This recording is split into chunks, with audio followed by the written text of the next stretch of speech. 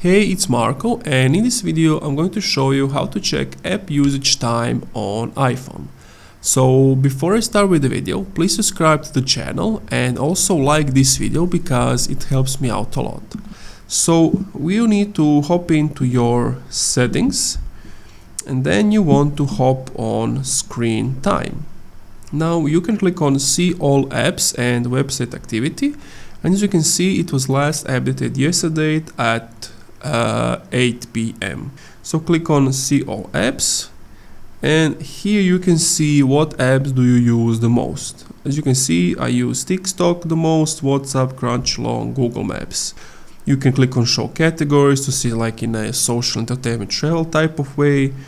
If you click on the app specific, you can see on what days you viewed it the most.